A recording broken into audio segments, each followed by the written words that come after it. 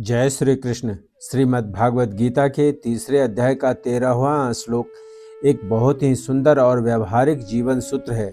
यहाँ श्री कृष्ण बताते हैं कि हमारे कर्मों का फल हमें कैसे प्रभावित करता है। वह हमें मुक्त भी कर सकता है और पाप का भागी भी बना सकता है। यज्ञ शिष्टाशिनः संतो मुच्यन्ते सर्व किल विषय भुंजते ते त्वघं पापा ये पंचत्य आत्म कारणात्। मनुष्य के पास शरीर, योग्यता, पद, अधिकार, विद्या, बल आदि जो कुछ है वह सब मिला हुआ है और बिछड़ने वाला है। इसलिए वह अपना और अपने लिए नहीं है, प्रत्युत दूसरों की सेवा के लिए है। इस बात में हमारी भारतीय संस्कृति का पूरा सिद्धांत आ जाता है। जैसे हमारे शरीर के सब अवयव शरीर के हित के लिए हैं, ऐसे ही संसार के सभी मनुष्य संसार के हित के लिए हैं।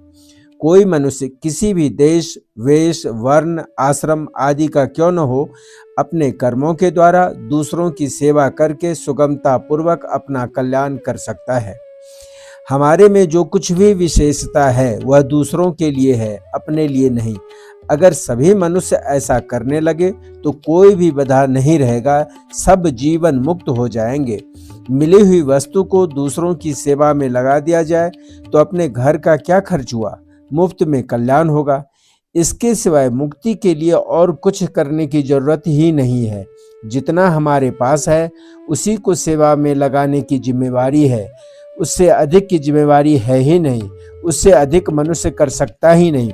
अपने पास जितनी वस्तु, योग्यता और सामर्थ्य है उतनी पूरी सेवा में खर्च करेंगे तो कल्याण भी पूरा ही होगा। वास्तव में मनुष्य जन्म ही सब जन्मों का आदि तथा अंतिम जन्म है। यदि मनुष्य परमात्मा प्राप्ति कर ले तो अंतिम जन्म भी यही है, और परमात्मा प्राप्ति न करे तो अनंत जन्मों का आदि जन्म भी यही है। वास्तव में शरीर से संसार का ही काम होता है, अपना काम होता ही नहीं, क्योंकि शरीर हमारे लिए है ही नहीं। कुछ न कुछ काम करने के लिए ही शरीर की जरूरत होती है। अगर कुछ भी न करे तो शरीर की क्या जरूरत। इसलिए शरीर के द्वारा अपने लिए कुछ करना ही दोष है। मिली हुई वस्तु के द्वारा हम अपने लिए कुछ नहीं कर सकते, प्रत्युत उसके द्वारा संसार की सेवा कर सकते हैं। शरीर संसार का अंश है, अतः इससे जो कुछ होगा संसार के लिए ही होगा। संसार से आगे शरीर, इंद्रियां, मन, बुद्धि जा सकते हैं ही नहीं। इनको संसार से अलग कर सकते ही नहीं। इसलिए अपने सुख के लिए कर्म करना मनुष्यपना नहीं है, प्रत्युत राक्षसपना है।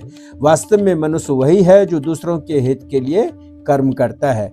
जय श्री कृष्ण।